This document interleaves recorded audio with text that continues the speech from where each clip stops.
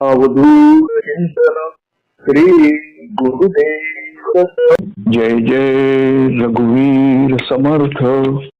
આપણે છત્રપતિ શિવાજીના ગુરુ સમર્થ રામદાસ સ્વામી જીવન ચરિત્ર શ્રવણ કરી રહ્યા છે. અનેક દિવ્ય લીલાઓ સમર્થ રામદાસે કરી છે. તેમના અનેક શિષ્યો હતા અને અનેક શિષ્યોમાં વિવિધ ખૂબીઓ અને ગુણો હતા. અને એમના જે પ્રમુખ શિષ્યો હતા તો એમનામાં પણ ઘણી બધી શક્તિઓ હતી. કેટલાક અપાર બળવાન હતા, કેટલાક જ્ઞાની હતા, કેટલાક શ્રદ્ધાવંત હતા અને કેટલાક ગુરુનિષ્ઠા ધરાવનાર હતા.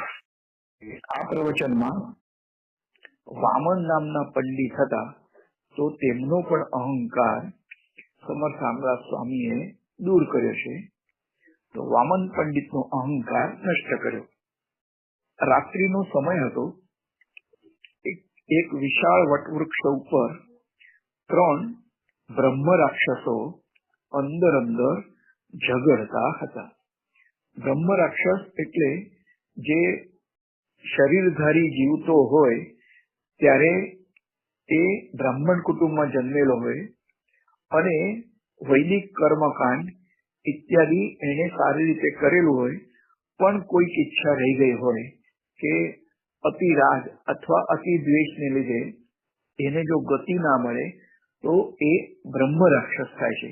બીજા બધા સામાન્ય ભૂત હોય છે, તો સામાન્ય ભૂતને કાઢવા માટે અનેક પ્રકારના મંત્રો એ ઉપયોગમાં આવે છે, પણ બ્રહ્મ રાક્ષસ ને જો ગતિ આપવી હોય તો એને માટે ખૂબ જ મોટું પુણ્ય બળ જોઈતું હોય છે.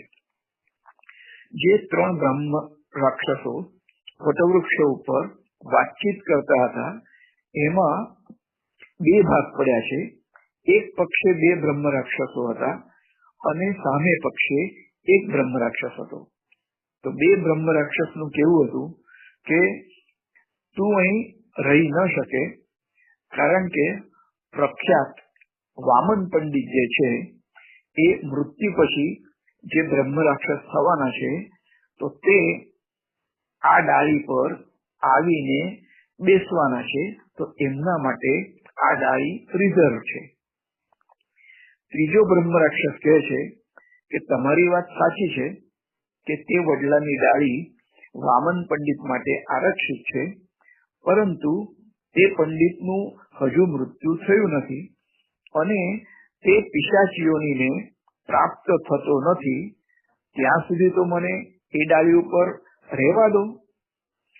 હું જે વૃક્ષની ડાળી ઉપર રહું છું તે વૃક્ષ જીર્ણ થઈ ગયું છે અને ગમે ત્યારે જમીન દોષ થાય તેમ છે.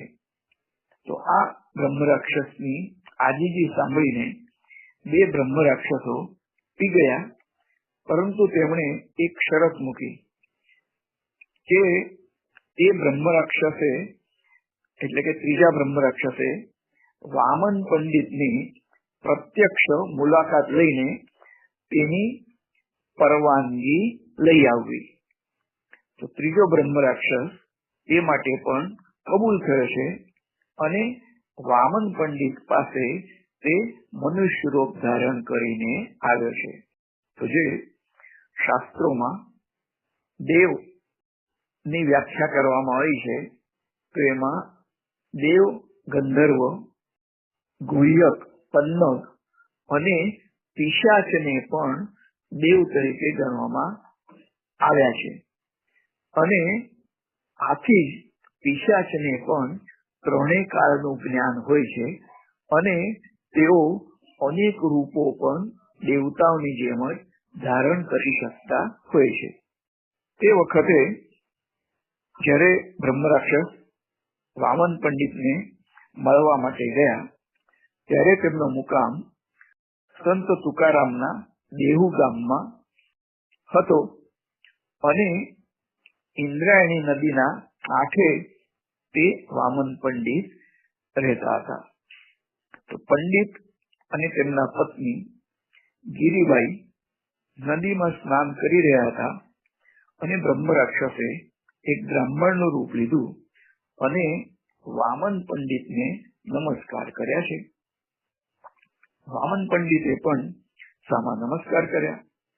તો બ્રહ્મ રાક્ષસે પંડિતની આરક્ષિત જગ્યા જે વડલાની ડાળી હતી ત્યાં તેને મુકામ કરવા માટે પરવાનગી માંગી છે. તો વામન પંડિત પ્રથમ તો કઈ સમજી શક્યા નહીં. આથી બ્રહ્મ રાક્ષસે વિગતવાર હકીકત જણાવી કે તમારા મૃત્યુ પછી અહંકારને લીધે તમે પિશાચ યોનિને પ્રાપ્ત થવાના છો અને તે સમયે તમારા નિવાસ માટે વટવૃક્ષની જે ડાળી છે તે ડાળી પર તમે જ્યાં સુધી બ્રહ્મ રાક્ષસ ન થાવ ત્યાં સુધી મને રહેવા માટે પરવાનગી આપો. તો વામન પંડિત આશ્ચર્યમાં ગરકાવ થઈ ગયા અને તેમણે પૂછ્યું કે તમને કેવી રીતે ખબર પડી કે હું બ્રહ્મ રાક્ષસ થવાનો છું? તો બ્રહ્મ રાક્ષસ કહે કે અમારી પિશાચ યોની નીચ યોની તરીકે માનવામાં આવે છે, પણ અમને ત્રિકાળ જ્ઞાન હોય છે. અમને સાક્ષાત ઈશ્વરનું દર્શન પણ થઈ શકે છે, પરંતુ ભોગ ભોગવ્યા સિવાય અમારો છુટકારો અથવા ગતિ કે મોક્ષ થતું નથી. વામન પંડિતે જણાવ્યું કે તે ભલે તેમના માટે આરક્ષિત ડાળી ઉપર નિવાસ કરે જ્યાં સુધી તેઓ બ્રહ્મ રાક્ષસ ગતિનું રૂપ ન પામે, અને જો તે પિશાચ યોનિને પ્રાપ્ત થશે તો પણ તેઓ બ્રહ્મ રાક્ષસને ડાળી પરથી ઉઠવા માટે નહીં કહે. બ્રહ્મ રાક્ષસ બ્રાહ્મણ વેશમાં હતો અને તેના નિવાસ પર તે પાછો જઈ રહ્યો હતો. વામન પંડિતે તેને પાછો બોલાવ્યો અને આમ પણ વામન પંડિતે બ્રહ્મ રાક્ષસ ઉપર ઉપકાર કર્યો હતો. આથી તે પંડિતના ઉપકાર હેઠળ દબાયેલો હતો. પંડિત બ્રહ્મ રાક્ષસને પૂછે છે કે મને પિશાચોની પ્રાપ્ત ન થાય તેનો કોઈ ઉપાય ખરો? કારણ કે તમે તો ત્રિકાળ જ્ઞાની છો. એટલે બ્રહ્મ રાક્ષસ કહે છે કે ઉપાય તો છે, સંત સંગ કરો તો તમારું દુઃખ અવશ્ય દૂર થશે. તો વામન પંડિત ફરી વિનંતી કરે છે કે નજીકમાં એવા કોઈ સંત છે ખરા? એટલે બ્રહ્મ રાક્ષસ કહે છે કે મહારાષ્ટ્ર તો સંતોની ખાણ છે. નજીકમાં દેહુ ગામમાં સંત તુકારામ છે, તેમને તમે શરણે જાઓ તો કદાચ તમને પિશાચીઓની પ્રાપ્ત ન થાય. વામન પંડિત કહે કે કાશીનું શાસ્ત્ર જ્ઞાન અને શાસ્ત્રાર્થ એટલે કે વાદ વિવાદમાં મળેલા જયપત્રો અને મારો અહંકાર આ બધાનો અહીં ઇન્દ્રાયણી નદીમાં ત્યાગ કરીને ભીના વસ્ત્રે હું તુકારામ મહારાજ પાસે જાઉં છું.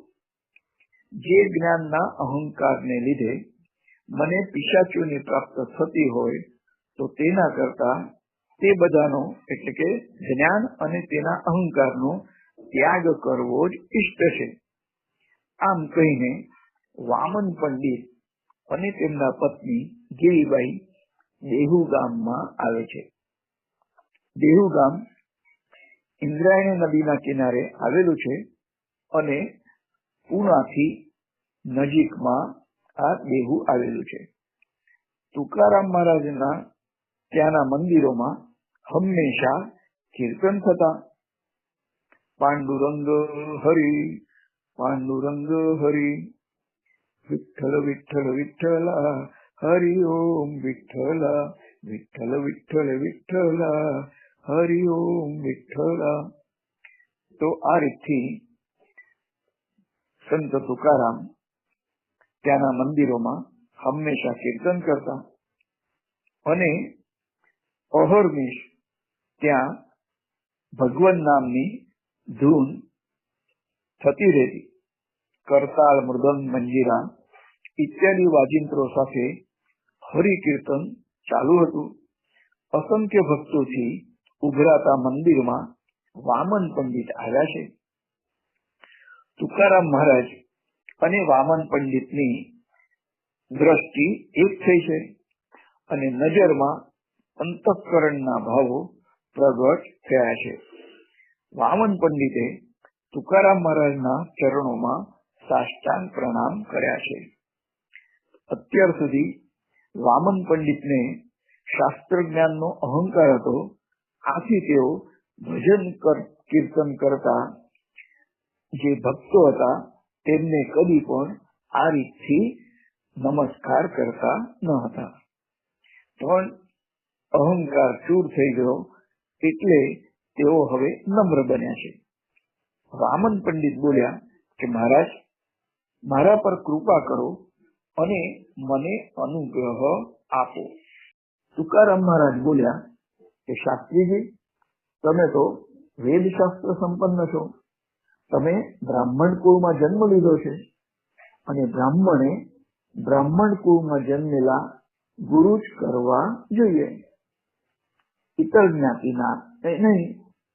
આથી તમે સમર્થ રામદાસ સ્વામી પાસે જાઓ અને કોથળા ભરીને પોથીઓ વાંચો, પરંતુ ખરું જ્ઞાન તો ગુરુ વડે જ પ્રાપ્ત થાય છે.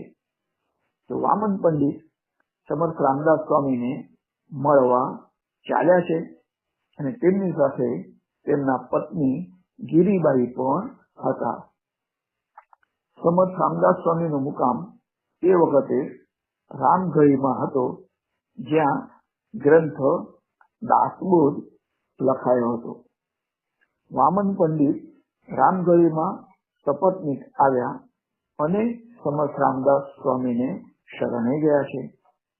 પંડિતે સમર્થને સાષ્ટાંગ દંડવત પ્રણામ કરીને વિનંતી કરી કે મહારાજ, મારા પર તમે કૃપા કરો અને મને અનુગ્રહ આપો. તો સમર્થ રામદાસ સ્વામી બોલ્યા કે શાસ્ત્રી બુઆ, તમે તો શાસ્ત્રોમાં પારંગત મોટા વિદ્વાન અને ઉચ્ચ બ્રાહ્મણ કુલોત્પન્ન પંડિત છો. મારા જેવા પામરે તમને અનુગ્રહ કેવી રીતે આપવો? છતાં તમારા કલ્યાણ માટે હું તમને એક કલ્યાણકારક ઉપાય કહું છું. તમે 12 વર્ષ સુધી બદ્રિકાશ્રમમાં જાઓ અને ત્યાં તમે તપશ્ચર્યા કરો અને ફક્ત દુર્વા એટલે કે ઘરોનો રસ જ પીવાનો, બીજું કશું નહીં. આ તમારો આહાર. અને આ પ્રમાણે 12 વર્ષ સુધી તમે તપશ્ચર્યા કરીને મને મળજો. વામન પંડિત સહમત થયા છે અને તેઓ સમર્થ રામદાસ સ્વામીની આજ્ઞા લઈ બદ્રિકાશ્રમમાં આવીને પત્ની સાથે રહ્યા છે. બદ્રિકાશ્રમમાં 12 વર્ષનું તપ પૂર્ણ થયા પછી તેમને ભગવાનના દર્શન પણ થયા છે. સંતની સંમતિ સિવાય સંતનો સહવાસ પ્રાપ્ત થતો નથી. આથી વામન પંડિતે ગંગા નદીમાં પડીને દેહનું વિસર્જન કરવાનું નક્કી કર્યું છે. તેમને 12 વર્ષની તપશ્ચર્યા પૂર્ણ થયા પછી આમ તો ભગવાનના દર્શન થતા નથી. આથી તેમણે પ્રાણ ત્યાગ કરવાનો નિર્ણય કર્યો છે અને તેમના પત્ની ગિરીબાઈએ પણ સંમતિ આપી અને ગિરીબાઈ પોતે પણ ગંગામાં પડીને દેહ ત્યાગ કરવા માટે સંમત થયા છે. તો પતિની સાથે સાથે દરેક ક્ષેત્રમાં સહયોગ આપનાર ગિરીબાઈ જેવી સતી સ્ત્રીને પણ ખરેખર ધન્ય છે. ગિરીબાઈ પોતે પણ શાસ્ત્રોના જાણકાર હતા. ગંગા નદીના કિનારે એક ઊંચી ટેકરી વામન પંડિતે નક્કી કરી અને જેના પરથી કૂદીને ગંગામાં દેહ સમર્પણ કરવાનો છે. મધ્યરાત્રિનો સમયે તેઓ બંને ટેકરા ઉપર આવ્યા છે અને નીચેથી ગંગા નદી ખૂબ વેગથી ખળખળ કરતી વહી રહી છે. તેનો ખળખળ અવાજ ચોમેર ગુમરાઈ રહ્યો છે. મધ્યરાત્રિએ કોઈ અટકાવનારું કે બચાવનારું પણ નથી. આમ છતાં કદાચ ભય ન લાગે અને વિચારને કદાચ પડતો મૂકવો પડે એવી ઈચ્છા થાય તો તેના નિવારણ માટે તેઓ બંને આંખે પાટા બાંધી દીધા છે. હવે જય ગંગા માતા એમ કહીને બંને ભૂસકો મારવાની તૈયારી કરી ત્યારે ભગવાન સ્વયં તે બંનેને પકડી લે છે. આમ દેહ ઉપરનું આપણું જ્યારે સંપૂર્ણ નષ્ટ થાય ત્યારે તપશ્ચર્યા સફળ થઈ કહેવાય છે. ભગવાન કહે છે કે પંડિત, તારી તપશ્ચર્યાથી હું સંતુષ્ટ થયો છું, તું વરદાન માંગ. વામન પંડિત કહે છે કે મને સંતની સંગતિ પ્રાપ્ત થાવ તેવા મને આશીર્વાદ આપો. તો ભગવાન કહે છે કે તું વૈકુંઠ નિવાસ માગે તો તે હું આપવા માટે તૈયાર છું. દુનિયાની સર્વ પ્રકારની સંપત્તિ માગે તો તે પણ હું આપવા તૈયાર છું. પરંતુ સંત સંગતિ નો આનંદ તો સંતની સંમતિ સિવાય કદી પણ પ્રાપ્ત થતો નથી અને તે માટે અમારી આજ્ઞા અથવા વરદાન પણ કોઈ કામમાં આવતું નથી. માટે તારે જો સંત સંગતિનો આનંદ લેવો હોય તો ફરીથી તું સમર્થ રામદાસ સ્વામી પાસે જા. તેઓ જે કહે એ પ્રમાણે કર તો તારું કલ્યાણ થશે. તો વામન પંડિત ફરી પાછા સપત્ની સમર્થ રામદાસ સ્વામી પાસે આવ્યા અને તેમનો સહવાસ પ્રાપ્ત થાય તે માટે પ્રાર્થના કરી છે. સમર્થે તેમને કહ્યું કે ફરી 12 વર્ષ સુધી તારે શ્રી શૈલ પર્વત પર તપશ્ચર્યા માટે જવું.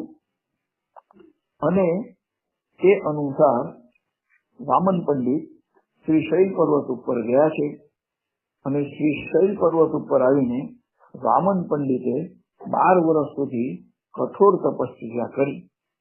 ત્યાં તેમને અવધૂત સ્વરૂપના દર્શન થયા છે અને અવધૂતે તેમને ફરી સમર્થ રામદાસ સ્વામી પાસે જવા માટે આજ્ઞા કરી છે. તો સમર્થ પાસે જવા વામન પંડિત નીકળ્યા છે ત્યારે રસ્તામાં એક ગામ પંડિતનો મુકામ હતો. વામન પંડિતે ચૂલા ઉપર ભાત રાંધવા મૂક્યો હતો અને પોતે સંધ્યા કરવા બેઠા છે. વામન પંડિત તપ્ત મુદ્રાંકિત વૈષ્ણવ હોવાથી તેઓ પત્નીથી સ્પર્શ થયેલું અન્ન પણ ગ્રહણ કરતા ન હતા. તેઓ જાતે જ રસોઈ બનાવીને સ્વયંપાકી થઈને તેઓ જમતા હતા અને પત્ની સાથે હોય છતાં પત્ની ગિરિબાઈ પોતાની રસોઈ અલગ બનાવતા. વામન પંડિત સંધ્યા કરવા બેઠા છે અને ભાતનું તપેલું ચૂલા ઉપર મૂક્યું છે. એટલામાં ચોખા મૂકેલું વાસણ ત્રાંસું થઈ ગયું અને વામન પંડિત સંધ્યા પૂરી કરીને સચ્ચિત આનંદ એ વાક્યનું ચિંતન ધ્યાન કરતા હતા. તો તે ચિંતન કરતા કરતા તેમને સમાધિ લાગી ગઈ. તો ગિરિબાઈ પર ધર્મ સંકટ ઉભું થયું છે. પોતે ચોખાની તપેલીને પડકી શકતા નથી અને જો સમાધિ ભંગ થાય તે માટે મોટેથી બોલી પણ શકતા નથી. મોટેથી બોલીએ તો પતિનો સમાધિ કે ધ્યાન ભંગ થાય. આ સિવાય તેમને થયું કે પોતાના પતિને આટલા વર્ષોની તપશ્ચર્યા પછી પણ સચ્ચિત આનંદ આ વાક્યના વિચાર કે ચિંતન કરવું પડે છે.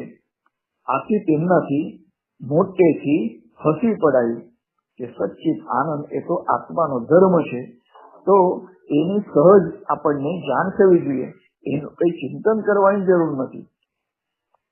ગિરિબાઈ ના હસવાનો અવાજ વામન પંડિતે સાંભળ્યો અને તેઓ સમાધિમાંથી જાગૃત થયા છે. તો સમાધિમાંથી પંડિત જાગૃત થઈ ગયા અને તેમણે પત્નીને હસવાનું કારણ પૂછ્યું છે.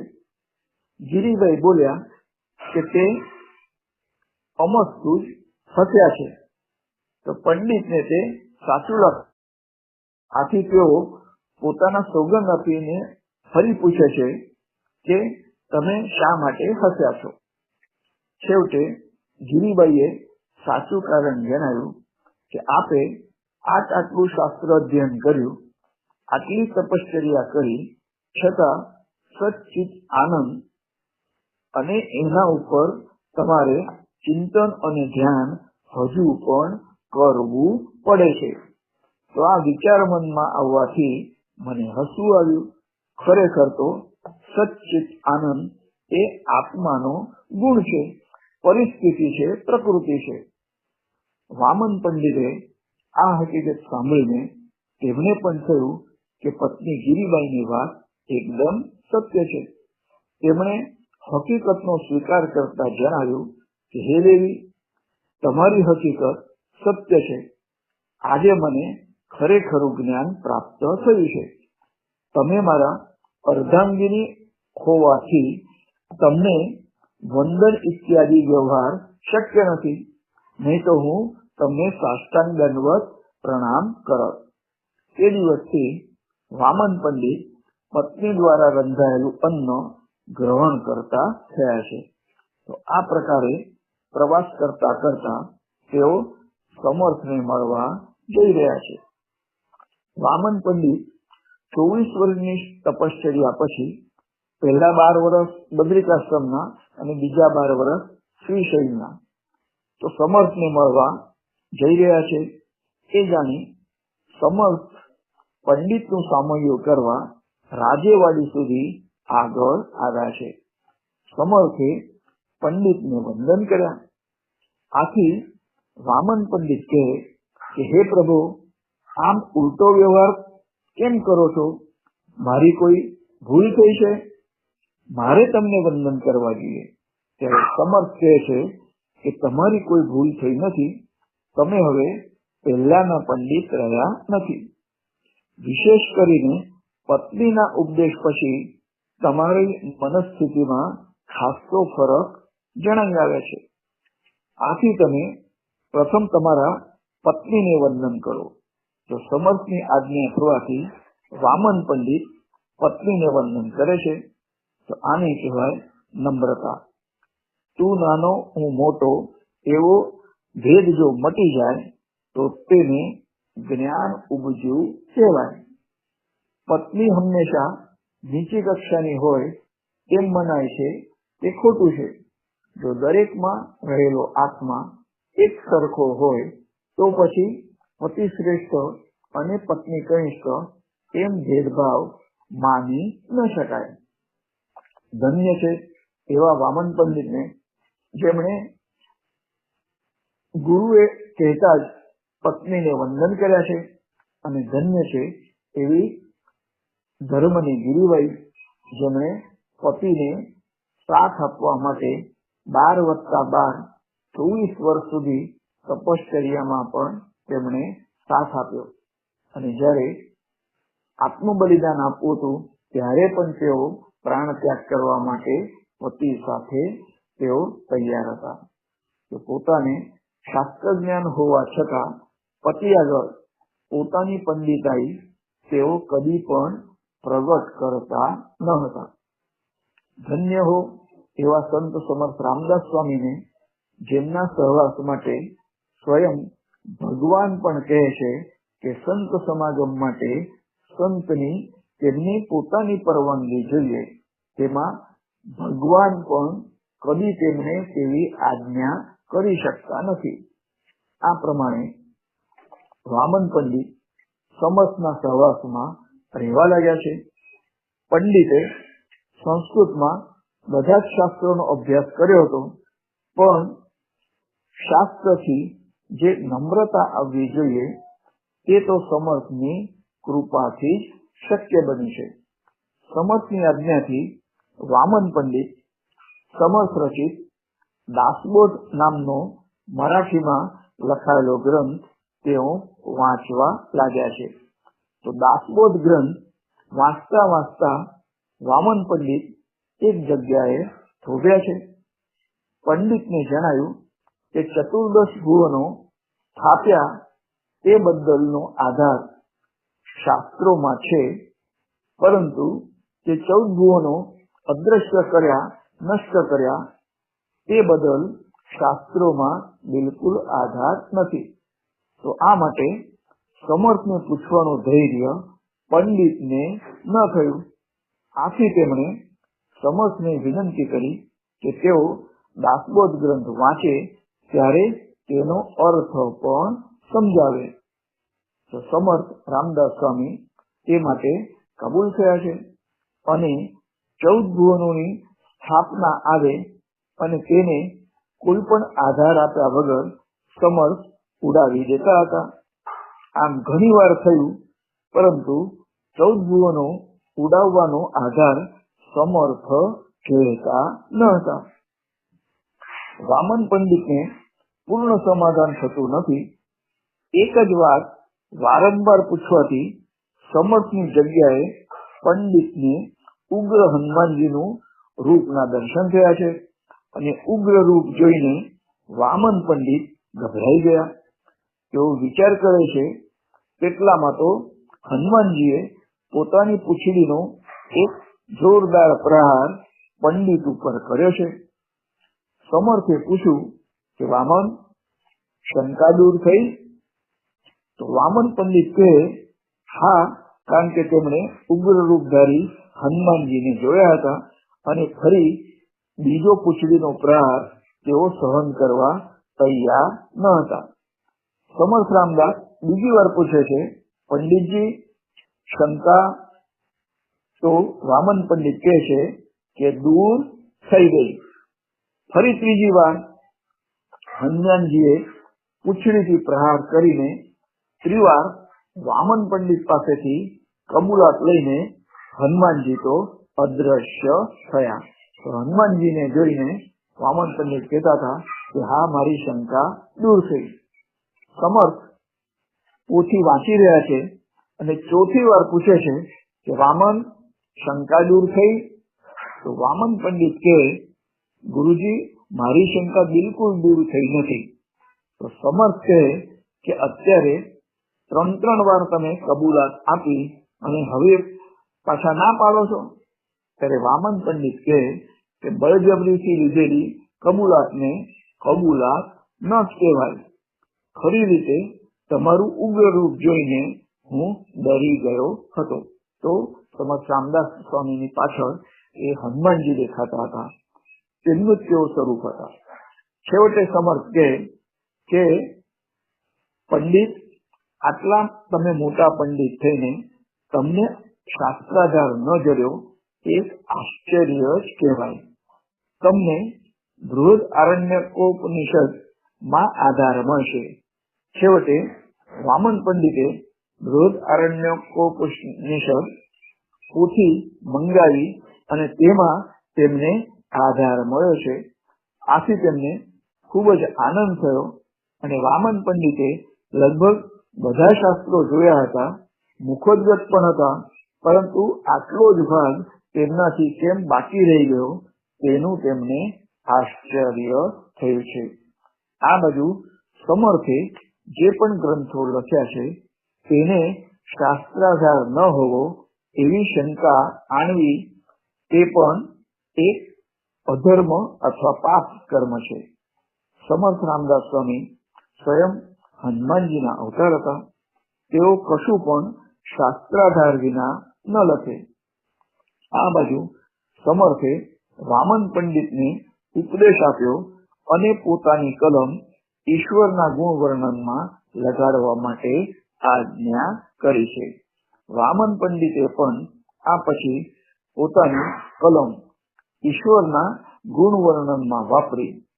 વામન પંડિતને કાવ્યોમાં જે અનુપ્રાસ અલંકાર છે તો તેની ખૂબ જ ફાવટ હતી, જેને ચમક એમ મરાઠીમાં કહેવાય છે, યમક.